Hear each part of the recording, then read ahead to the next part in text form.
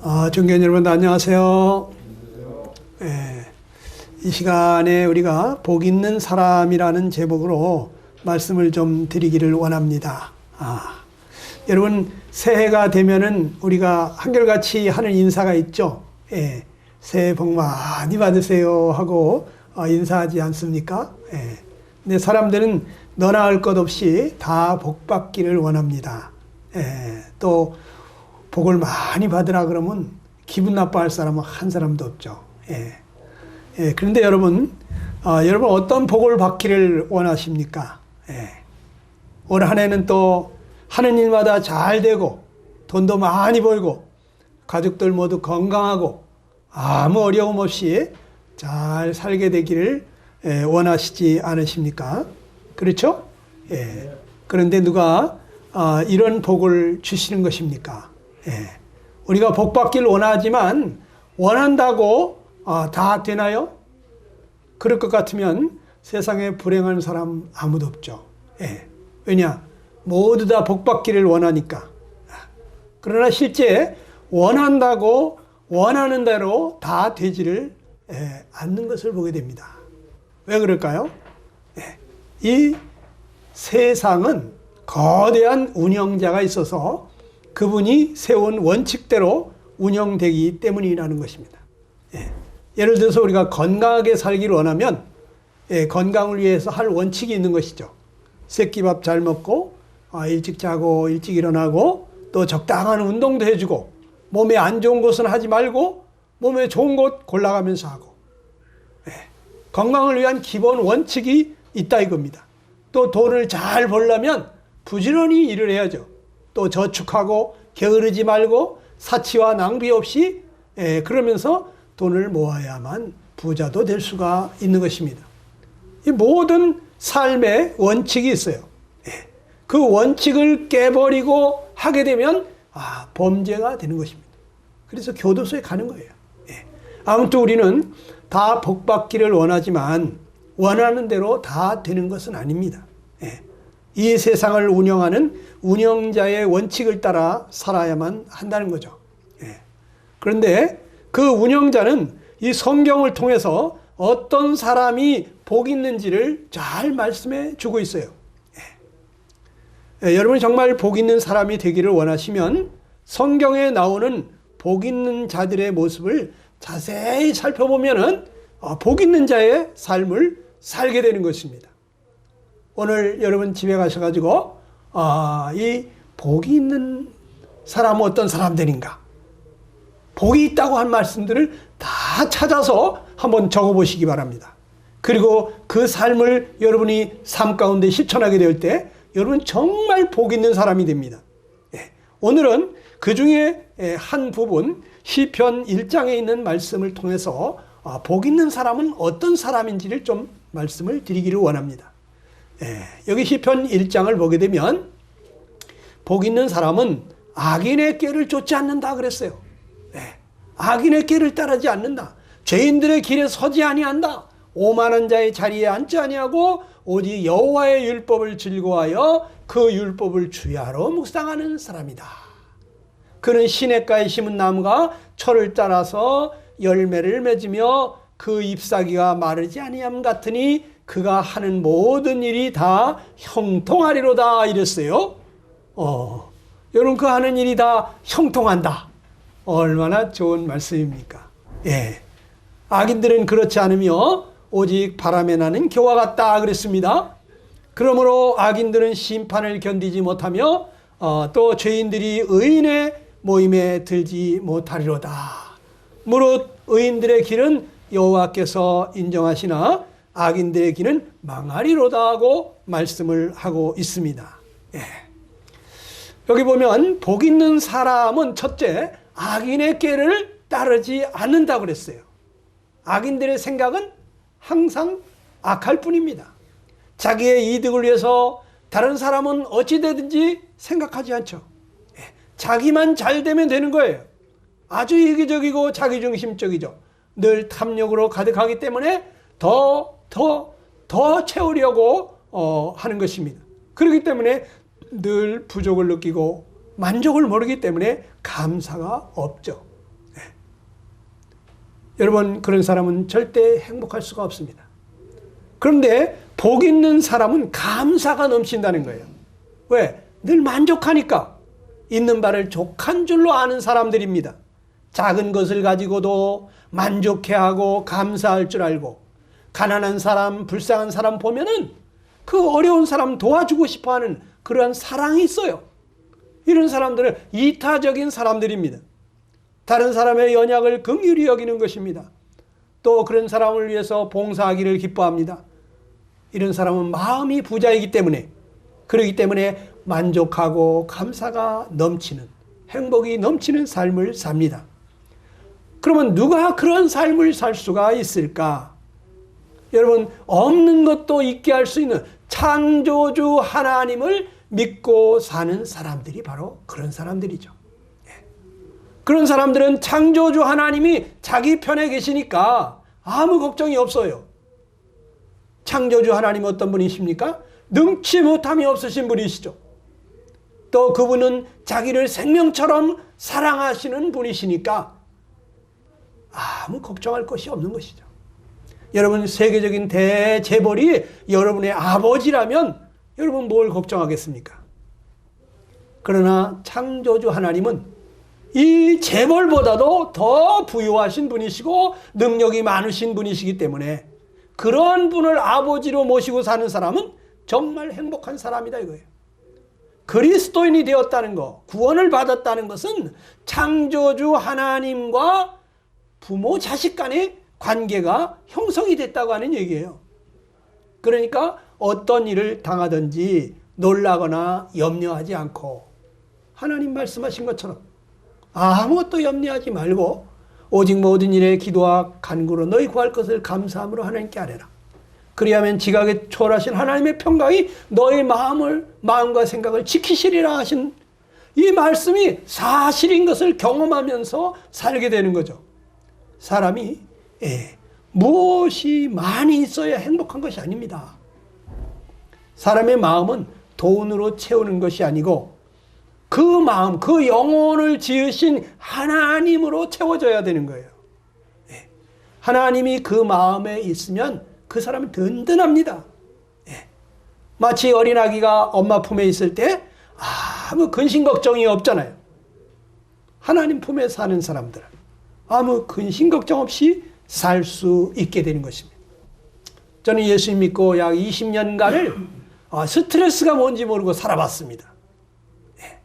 내일 먹을 양식이 없고 통장에 10원 한 푼 없어도 늘 감사하고 기뻐하고 평안 중에 살 수가 있었는데요. 왜냐하면 창조주 하나님, 나와 함께 하심을 믿고 있었기 때문에 모든 것을 그분께 맡기면서 그분이 주시는 놀라운 평강으로 내 마음을 그 평안으로 주장하시는 것을 경험하면서 살았습니다. 그러나 하나님 없이 사는 사람들은 이 모든 인생 문제를 스스로 해결해야 하기 때문에 항상 근심 걱정이 쉴 날이 없죠. 무거운 짐을 홀로 지고 가는 것입니다. 인생이 참 힘듭니다. 마음에 참된 안식이 없고 기쁨이 없고 감사가 없습니다. 그래서 다른 그 무엇이라도 마음을 좀 즐겁게 해보려고 어떤 사람은 노래방으로, 클럽으로 이런 곳으로 달려가는 것입니다. 또 어떤 사람은 술로, 마약으로 모든 근심을 잊어버려보려고 그렇게 하는 것입니다. 또 맛있는 곳을 찾아다니고 또 좋다는 멋있는 곳을 찾아다니고 각종 취미생활도 해보고 그러면서 이 갑갑한 이 인생살이에 즐거움을 줘보려고 애를 쓰지만 그때뿐이죠. 늘 허무함과 답답함과 무겁고 수고로운 인생살이인 것을 느끼게 되는 것입니다. 하나님 없이 사는 사람은 죽는 날까지 근심 걱정이 끊이지 않습니다. 여러분이 진정 행복한 복 있는 사람이 되려면 창조주 하나님을 만나야 됩니다. 그분이 여러분의 아버지가 되고 여러분이 그분의 자녀가 될 때 참된 안식이 있고 감사와 기쁨이 넘치는 행복한 삶이 되는 거예요. 저는 그 하나님을 만나서 살고 있기 때문에 정말 행복합니다. 네. 여러분도 그분께 자신의 모든 짐을 내어 맡기고 참된 쉼을 누릴 수 있게 되기를 정말 간절히 축원하는 바입니다. 두 번째, 복 있는 사람의 특징은 죄인들의 길에 서지 않는다는 거예요. 오만한 자의 자리에 앉지 않는다고 그랬어요. 여러분, 죄인들의 길에 선다고 하는 거, 오만한 자의 자리에 앉는다는 게 무엇입니까? 그건 앞서 본 대로 악인의 길을 따라가는 사람들의 모습이에요. 예. 어떤 사람이 그 자리에 서 있거나 앉아 있다고 하는 것은 그들과 같은 생각을 하고 있기 때문인 것입니다. 여러분, 이 생각은 우리의 말을 좌우합니다. 또 이 말은 행동은 습관은 인격을, 그리고 인격은 그 사람의 운명을 좌우하는 것입니다. 사람은 어떤 생각을 하느냐에 따라서 사귀는 사람들이 다릅니다. 돈을 쫓는 사람은 돈 많이 버는 길이 있다고 하면 거기로 달려가는 것입니다. 또 음란한 생각을 하는 사람들은 음란한 자리에 가보고 싶어 하는 거예요. 그리고 결국에 그러한 자리에 가게 되는 것입니다. 그런데 여기 지존하신 하나님의 말씀에 복 있는 사람은 그러한 자리에 가지 않는다는 거예요. 그런 사람들을 사귀지 않는다는 거예요. 오히려 복 있는 사람은 경건한 사람들, 정직한 사람들, 건전한 사람들과 함께 한다는 거예요. 사람이 누구를 사귀는지를 보면 그 사람의 생각을 알 수 있습니다. 그래서 친구를 보면 그가 어떠한 사람인지를 알 수 있다는 말이 있잖아요. 사람 다 끼리끼리 모이는 것입니다. 바르게 살기 원하는 사람은 바르게 사는 사람들과 함께하고, 교양 있는 사람은 교양 있는 사람들과 함께하고, 또 이 불쌍한 사람들을 돕는 그러한 봉사하는 것에 기쁨을 주는 사람들은 또 그런 사람들과 모이기를 기뻐합니다. 그렇기 때문에 구원받기를 원하는 사람은 구원의 길을 가르쳐주는 그런 사람들을 찾아가는 거예요. 그런 모임에 참석하기를 좋아하는 거예요. 여러분이 하나님을 좋아한다면 여러분은 아마 하나님이 함께 하시는 교회에 나가기를 좋아할 것입니다. 하나님은 하나님을 진실히 믿는 사람들과 함께 거하십니다. 요즘 코로나로 인해서 잘 모이지를 못하다가 보니까 점점 모이는 일을 소홀히 하는 분들이 있어요. 또 모이기를 꺼려하는 사람들이 있습니다. 이건 평소 그들의 마음이 어디에 있는지를 잘 보여주고 있는 거예요.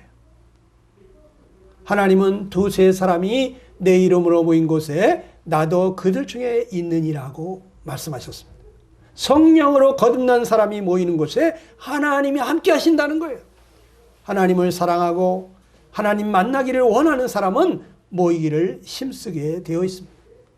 여러분이 아침 11시 30분에 이 구도자들을 위한 모임에 여러분들이 적극적으로 참석한다고 하는 것은 여러분의 마음이 얼마나 간절한지, 얼마나 하나님 만나기를 갈망하고 있는지를 나타내 보여주는 거죠. 하나님은 간절히 찾는 자를 반드시 만나 주십니다. 하나님을 만나서 여러분 인생 문제 해결받고 참으로 복 있는 여러분 되시기를 진심으로 축원합니다. 이 복 있는 사람의 세 번째 특징은 뭐냐? 오직 여호와의 율법을 즐거워하여 그의 율법을 주야로 묵상한다는 거예요. 여러분, 하나님의 말씀을 즐거워한다. 여러분, 그 말씀을 주야로 묵상한다. 누가 그렇게 할까요? 여러분, 세상에 많은 사람들의 말이 있고 글이 있습니다. 어떤 도서관에는 수백만 권의 책들이 있습니다. 그런데 하나님의 말씀은 오직 성경뿐이라는 거예요. 성경 외에는 다 인간의 생각과 마음을 기록한 책들 뿐입니다. 그 중에는 사실도 있고 허구도 있고 심지어 거짓도 있습니다. 어떤 거는 잠깐 동안 유효한 것도 있고 오랫동안 유효한 것도 있지만 또 어떤 것은 유익은커녕 해가 되는 책도 있습니다. 그런데 성경은 어떻습니까? 여러분, 성경은 어떤 책입니까? 이 성경은 우리에게 참 행복을 주는 책입니다.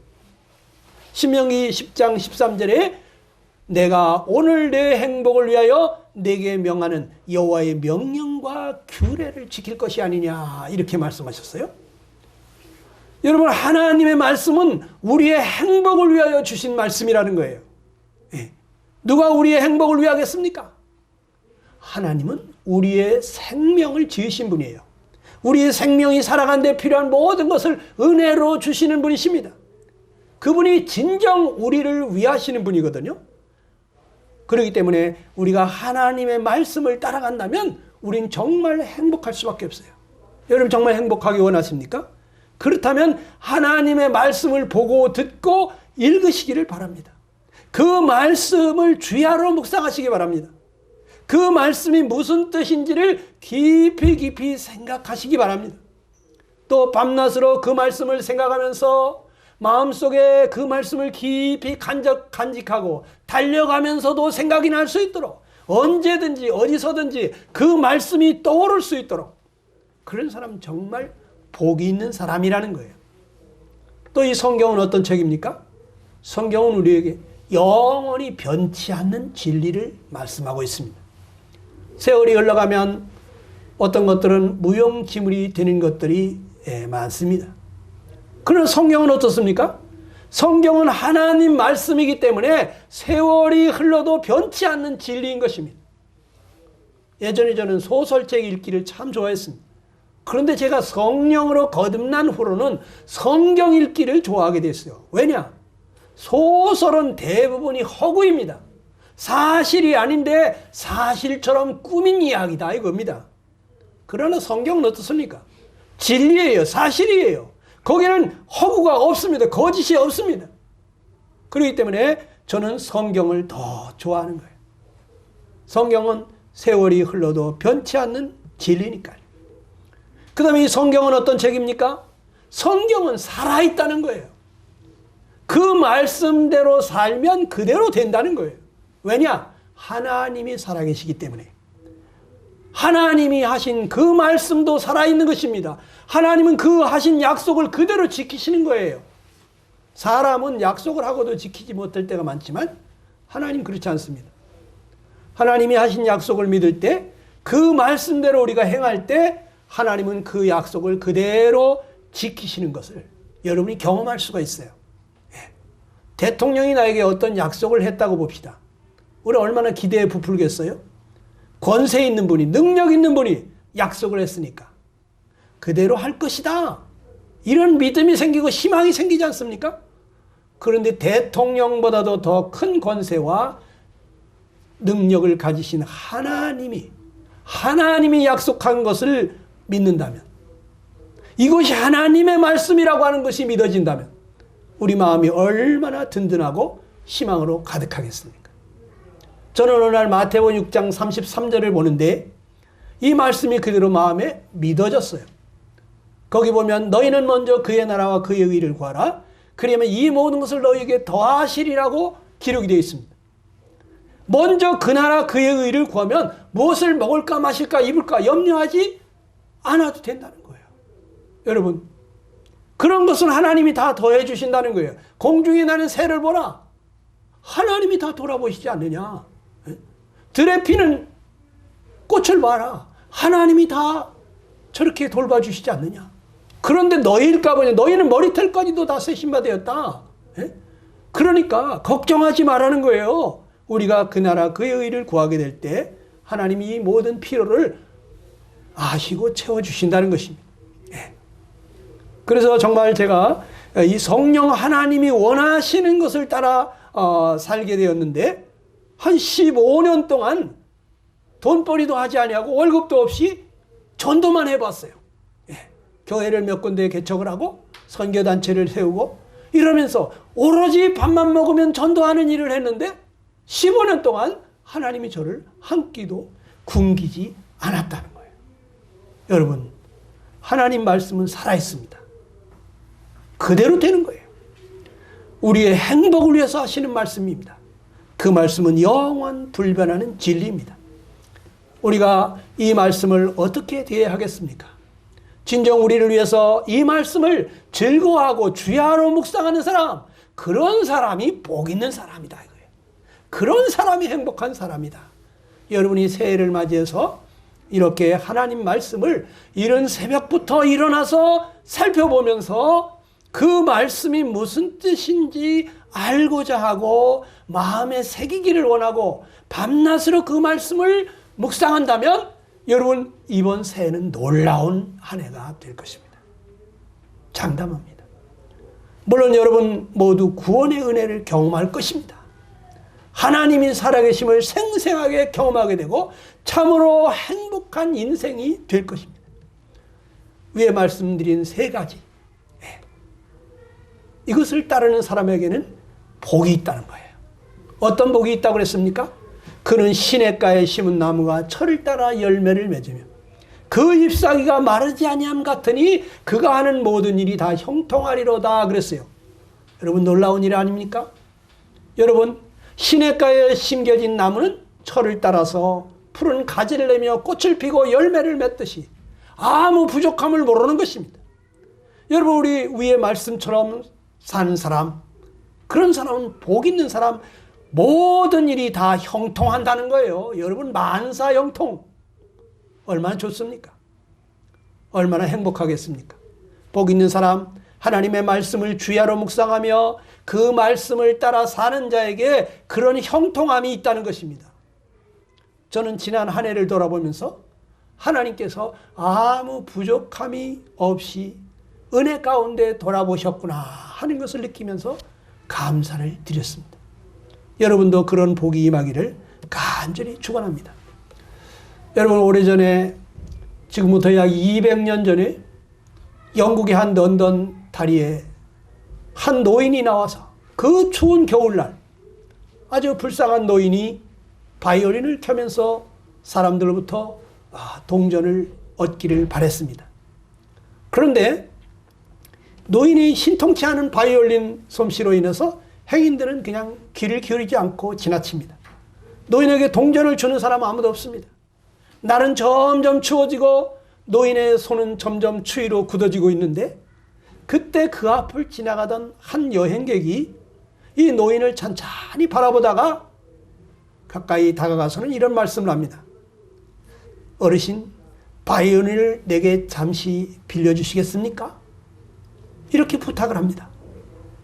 노인은 기분이 썩 좋지 않았지만 날씨도 춥고 손도 굳어지고 그 여행객에게 바이올린을 빌려줬어요. 그런데 이 여행객이 바이올린을 받아서 켜기 시작하는데 그런데 너무나 아름다운 선율이 흘러나오는 거예요. 지나가는 사람마다 발걸음을 멈추고 바이올린 소리에 귀를 기울이면서 돈을 그 노인의 모자에 넣고 가는 것입니다. 노인의 모자에 동전이 가득합니다. 나중에는 지폐가 가득히 쌓여갑니다. 여러분, 너무 많은 사람들이 그 바이올린 소리를 들으려고 모이기 때문에 교통에 방해가 돼가지고 경찰관이 달려옵니다. 경찰관이 그런데 그 여행객의 바이올린 소리를 듣고는 경찰관도 그 아름다운 소리에 빠져들어갑니다. 한참 동안 바이올린 선율을 감상하는데 어떤 사람이 소리를 질렀습니다. 와, 저 사람 니콜로 파가니니 아니야? 여러분, 이 사람 세계적인 바이올리니스트 니콜로 파가니니였습니다. 여러분, 이 사람이 노인 앞을 지나가다가 그 불쌍한 노인을 바라보면서 바이올린을 대신 켜줬던 것입니다. 하찮은 바이올린이, 이 바이올리니스트 세계적인 거장이 그 바이올린을 켜게 될 때 여러분 거기서 아름다운 소리가 나오는 거예요. 우리 인생도 그렇다고 생각합니다.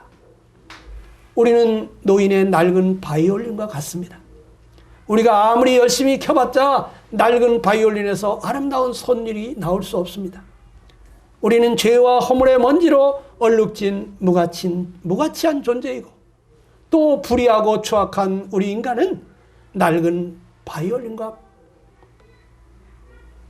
같이 보잘것없는 부족하고 연약할 뿐입니다. 사람들은 우리를 무시하고 모욕하고 어떻게든 우리의 가치를 깎아내리고 자기들을 위해서 우리를 사용하려고 하지만 그러나 우주 만물을 창조하신 거장 중에 거장이신 하나님은 그렇지 않습니다. 그분은 나의 지친 영혼과 몸을 어루만지시면서 이렇게 말씀하십니다. 내 아들아, 내 사랑하는 딸아, 내가 너를 도와주리라. 나의 의로운 오른손으로 너를 붙들리라. 내가 너와 함께하리라.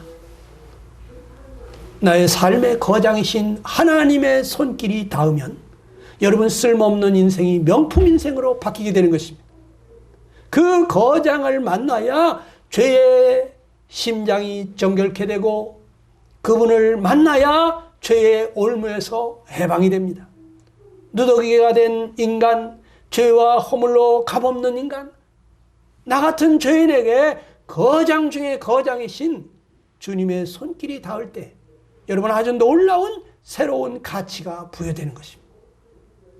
그분은 그리스도의 피로 우리의 죄를 말끔히 씻기시고 또 세상으로부터 받은 상처들을 만신창이게 된 나를 그 사랑의 손길로 치료해 주시고 우리 마음속에 새 영을 불어넣어 주셔서 우리를 새 사람이 되게 하십니다. 그래서 우리 인생을 걸작품이 되게 하시는 것입니다. 여러분의 삶을 하나님의 손길에 맡기고 명품 인생을 사시지 않으시겠습니까? 이 시간 만물을 창조하시고 나를 존재하게 하신 그 전지전능하신 거장 중에 거장이신 하나님 손에 여러분 자신을 온전히 맡기시게 되기를 바랍니다. 하나님이 나를 마음껏 연주하시도록 내어드리시기 바랍니다. 그러면 그분은 멋진 연주로 우리의 가치를 높여주고 쓸모없는 인생을 명품 인생으로 바꿔주시는 것입니다. 시편 37편에 보면 여호와를 기뻐하라. 그가 내 마음의 소원을 내게 이루어 주시리라 그랬습니다. 내 길을 여호와께 맡기라. 그를 의지하면 그가 이루신다 했습니다. 여러분 2022년 새해가 밝았습니다. 하나님께서 우리에게 새로운 한 해를 선물로 주셨습니다. 2022년은 주님이 주신 희망의 선물이자 또 사랑의 선물입니다. 새해를 맞아서 새 출발할 수 있는 것이 인간이 다른 동물이나 피조물과 다른 점인 것입니다. 희망찬 새해를 맞이하면서 여러분의 마음에 새 영으로 새로운 마음으로 새로운 생활을 하지 않으시겠습니까? 그런 분들은 이 시간 잠시 고개 숙여서 기도하시기를 바랍니다. 이 시간 잠시 눈을 감으시고 기도하도록 하겠습니다. 이 시간 기도할 때 여러분 마음이 동감이 되시면 같이 주님 앞에 마음으로 따라하시기를 바랍니다. 내 생명의 주인이신 하나님이시여, 나를 불쌍히 여겨 주옵소서. 나는 보잘것없는 죄인입니다. 나 같은 죄인을 위하여 십자가를 대신 지신 예수님이시여, 주님께서 이 죄인을 구원해 주셨음을 믿습니다. 주님 감사합니다. 내 마음의 주인이 되셔서 내 인생을 이끌어 주시옵소서. 남은 생에 주님의 말씀을 따라 살기를 원합니다. 나를 받아주시옵소서. 예수님의 이름으로 기도드리옵나이다. 아멘. 네, 감사합니다.